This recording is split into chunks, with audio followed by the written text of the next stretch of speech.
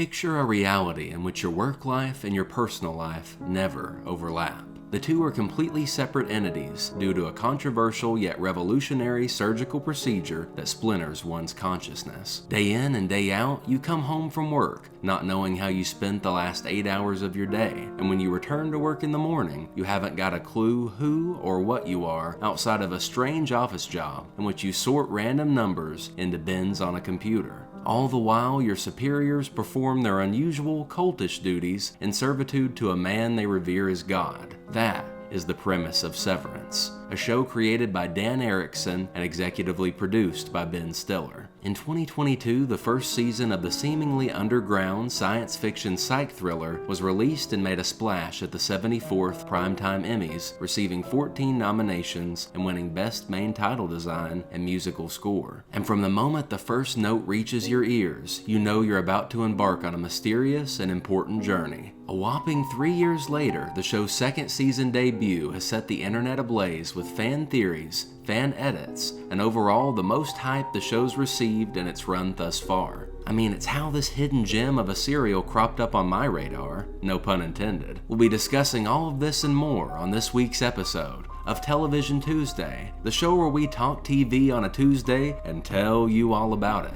I'm your host, Dalton S., and today we're discussing Severance Season 2. But first, let me just preface that if you haven't seen Severance Season 1, I'm going to be spoiling it in the next 30 seconds. Please, just go watch it for yourself. There's a much more profound emotional impact you get from a long-form serial television series than you'll ever be able to experience with a single hour and a half or even 3-hour feature film. Plus, our narrative is a sci-fi mystery, so it makes it even more worth it to get the gradual reveal of what's actually happening at Lumen. Anyways, Season 1 leaves off on perhaps one of the most gut-wrenching cliffhangers I've ever witnessed at the end of a show's first season. Our any protagonists, Mark S., Helly R., Dylan G., and Irving B. have successfully crossed over into their Audis' lives through the overtime contingency protocol. This is the equivalent of your boss being able to mind control you into coming in on your off day. This finale has a lot of massive reveals concerning questions we've had for the entire season. We find out who Helly and Irving are outside of work, with Helly actually being Helena Egan, a member of what could be summed up as the royal family of Lumen, the descendants of the great Kier. Praise Kier.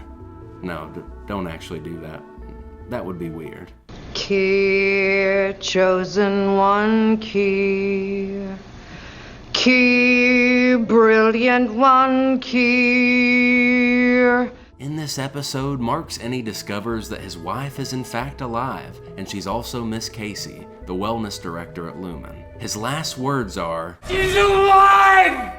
before he switched back to being his Audi. Season 2 opens with Mark stepping out of the elevator at Lumen and racing to wellness to find Miss Casey is gone and his team at Macro Data Refinement has been replaced. And as someone who's become attached to Helly, Dylan, and Irving during the first season, we empathize with Mark's distraught reaction, and to top it all off, Mr. Milchick now runs the severed floor. Say what you will about Mr. Milchick, but he is such a standout character and villain. Moments like Defiant Jazz, his break room torture session with Helly, and his attempt to stop Dylan from using the overtime contingency evoke a range of emotions, but one thing's for sure, he's super fun to watch on screen, and he has some wicked dance moves, but more on that subject later. Following this, we're introduced to the newly appointed deputy manager, Miss Wong, and everyone's reaction to her is like, she's a child. You expect me to listen to her? However, as we get later into the season, we're given more evidence that Lumen brainwashes and employs children from a young age to serve Kier. And that's an element of Miss Cobell's storyline because in her youth, she worked in an ether mill like good old Kier. It should also be noted that Mr. Milchick immediately lies to Mark on his return, claiming 5 months have passed since the Macro Data uprising, when in reality, it's only been a couple days, which we learn in a later episode. But continuing on with episode 1, Mark thankfully tries to sabotage his new team and demands his old Macro Data refiners back, taking his request straight to none other than the mysterious board of Lumen directors. They never speak to anyone directly. They're usually just creepily silent on the other end of the speaker. The board is speaking. Subscribe to Studio 24, bitches. However, Mark's desperate attempt to get his friends back succeeds, and he reunites with Helly, Dylan, and Irving on the severed floor. However, Mr. Milchick takes them to a renovated break room where they watch a video in which the Lumen building itself promises improved working conditions and offers them the choice to reside at MDR or to leave Lumen permanently. Following this, Mark catches the group up to speed on what he's learned, while Helly lies about who she really is on the outside. Meanwhile, because Irving is wrestling with the heartbreaking discovery that Bert's Audi has a partner, he almost leaves, but Dylan convinces him to stay. At the end of the episode, Mr. Milchick shows Dylan plans for an Audi family visitation suite, and because everyone's chosen to stay, MDR resumes their hunt for scary numbers. Season 2 can be broken down into 5 primary plot lines spread across the 5 characters: Mark, Helly, Dylan, Irving, and Miss Cobell. Starting with Mark, we have Audi Mark's reintegration plot and Annie Mark's completion of the file Cold Harbor. However, they do drop the reintegration plot towards the end of the season, and I'm totally okay with that, because I think Mark Scout versus Mark S at the end of the season, as well as the two of them teaming up to save Gemma, was much more exciting than Mark becoming whole again. Despite this, I'm starting to think that one of the in-show territory destinations is Mark becoming fully reintegrated. Perhaps it's something we start to see more of in Season 3, as any Mark might participate in some sort of any rebellion on the severed floor. Who knows? As for Dylan, we have his any secret sessions with his Audi's wife, suspending his season-long internal struggle of staying at MDR or leaving Lumen, whilst creating tensions between both halves of his psyche. This conflict comes to a head in the finale whenever Dylan G receives a letter from his Audi saying what he did was indecorous but understandable, and that he's inspired by who Gretchen described as a self-assured badass, which Dylan is. Conversely, Irving's Audi reconciles his relationship with Bert, developing a new one along the way, amidst some awkward tension created by the presence of Bert's husband Fields. However, his any passes on the secret of the exports hall and its location, exposes Helena Egan for posing as Helly, and gets fired from Lumen in the process. What a badass! And it should be noted that throughout Season 1 and beyond, we've been shown that Irving's been collecting information about Lumen workers and leaving messages to an anonymous individual at a payphone. And later in the season, we see Mr. Drummond break into Irving's house. This conveniently also occurs while Irving is having dinner with Bert and Fields. That's kinda fishy. His Season 2 story ends when he's confronted by Bert about the notes he made about him. Lumen goon. That stings. We never used words like that. Christopher Walken, he's a Lumen goon. Bert details he was only ever a driver for Lumen, and he didn't really know anything about what happened to the people he dropped off. Bert takes Irving to a train station and gives him a ticket, telling him to go as far as he can go, and that he can never come back to Kier. But Irving tries to indulge in a love that he never truly knew. It's sad when he puts his head against Bert's and says, I'm ready.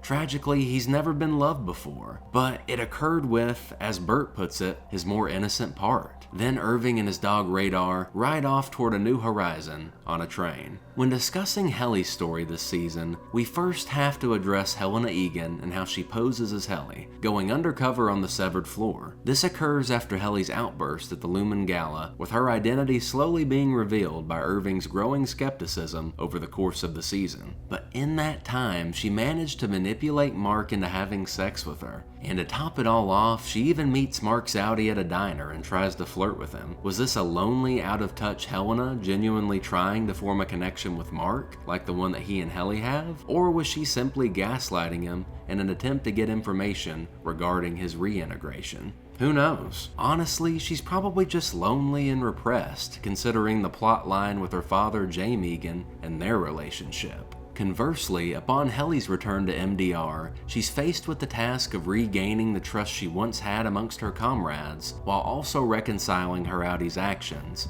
and further developing her own relationship with Mark. Despite Mark's initial mistrust, he and Helly reconnect. And because she feels as if she was robbed of this intimate, romantic experience, Helly initiates sex with Mark. Meanwhile, we continue to follow Harmony Cobell and her absence from being the manager of the severed floor. First, she attempts to bargain for her position back, but is offered a supposed promotion which she refuses. Later, Cobell travels to a remote seaside town that she grew up in called Salt Snack. It's here that she gets high, reflects on the death of her mother, and then we get perhaps one of the greatest reveals of the show. Harmony Cobell is none other than the inventor of the Severance chip. Her plot becomes intertwined with Mark's when Devon contacts her, worried about Mark's unconscious state after Ragabi's attempt to flood his chip and reintegrate him. There were so many riveting and mind-boggling plots during Season 2 of Severance that I will be unable to cover them all in just a single video. So I'm instead gonna focus my efforts on that kick-ass season finale and score the season. The season finale opens to perhaps one of the best, if not the best scene in the entire show. Mark Scout has recorded a message on a camcorder whilst at the birthing cabin with Miss Cobell and Devon, and he initiates a dialogue with Mark S. in which he asks for his help in saving Gemma. It's this scene that made me realize, wow, I'm really glad the reintegration plot didn't progress any further than it did, because this is much more interesting. The two halves of our penultimate character are finally getting to speak to one another. I feel like back in Season 1, I was very much under the impression that these two dudes are the same guy, but at this point in the show, I don't think it could be farther from the truth. And I feel as if Mark Scout shares that sentiment with his holy shit reaction to hearing Mark S. speak for the first time. However, things quickly take a turn for the worse when Mark Scout brings up Helly, who he mistakenly refers to as Helene. This causes Mark S. to further doubt the words of Mark Scout and the reintegration process. The writers gave you this false hope that the two of them will be able to see eye to eye no problem, and then everything just crashes and burns with one slip of the tongue. Following this, Cobell wishes to speak to Mark S., and then we get, most definitely, the biggest reveal of the show thus far. The numbers are your wife. We find out that this entire time, Mark has been programming new personalities for Gemma with the completion of each file, and that each number coordinates to one of the tempers. Wow. I guess all that Kier stuff wasn't bullshit after all. Despite this revelation and Cobell telling Mark that once he finishes Cold Harbor, Lumen will dispose of him, Gemma, and the other innies on the severed floor, he's unable to grapple with the harsh realization, and Mark S. crashes out in disbelief, warning them that the next time he wakes up, he had better be on the severed floor, or else Outie Mark will never see his wife again. And as Mark S. walks outside to transform back, there's this seamless transition to the elevator of the severed floor. And you're just like, holy shit, we are moving this episode. Upon stepping out of the elevator, Mark S. is greeted by a giant mural of himself finishing Cold Harbor, and he's surrounded by virtually every other main character in the show. Following this, Mark reunites with Helly and completes Cold Harbor, and this is a scene that genuinely had me crying the first time I watched it. I really empathized with Mark S.'s testimony earlier in the episode, in which he refutes Lumen being a prison. While sorting the final numbers, Helly convinces Mark that he must go through with the plan in order to have a chance at living, to which he responds, "Yeah, but I want to live with you." And then Helly responds, "But I'm her." referring to Helena Egan. Guys, I never cry during TV shows or movies, but that shit got me. Someone cutting onions in MDR? I can't do this. I can't. I'm gonna have to let my Audi finish the video. I'm sorry.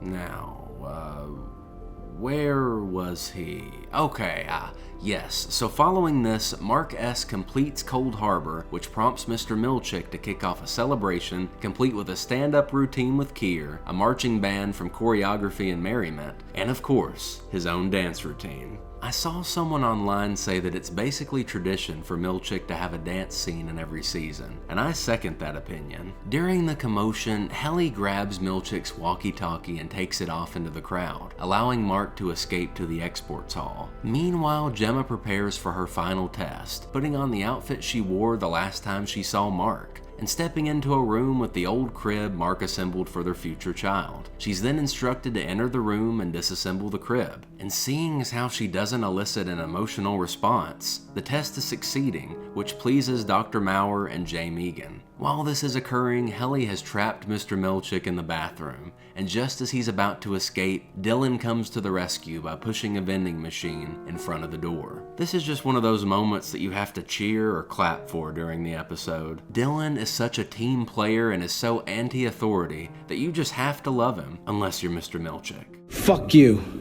Mr. Milchick. Once Mark has completed Cold Harbor, we see Mr. Drummond enter the severed floor from the exports hallway and walk into a room across the hall. It's here that he meets Lorne from Mamillions Nutrable. I feel like that's a phrase you can only say in a British accent. Mamillions Nutrable. Lorne brings Drummond the prize goat of her flock. Has it verve?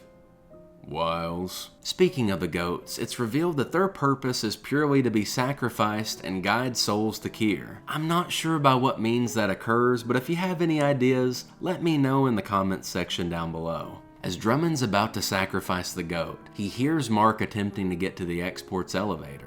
Immediately, he steps out and starts beating the absolute dog shit out of Mark. Luckily, Lorne joins the fight, forcing Drummond to submit by placing a bolt pistol to the back of his head. This allows Mark to take Drummond hostage, but as he switches back to Mark's scout, his finger pulls the trigger, piercing Drummond's neck. And the first thing Mark sees when he comes back is Drummond bleeding and dying all over him. Once on the testing floor, Mark locates Gemma and the two of them make their escape. This whole sequence from the moment Mark steps into the export's elevator to when he reverts back to Mark S. and Gemma to Miss Casey, your anxiety is just through the roof, not knowing if they'll be able to pull it off. Then they reach the famous hallway that Helly tried to leave through in season 1, and it seems like they'll both make it out unscathed. But as Miss Casey exits and becomes Gemma, Mark stares back at her through the door. Gemma screams and cries out for Mark, pleading for him to just walk through the door. Suddenly, Helly appears at the opposite end of the hall and calls Mark's name. Their eyes meet,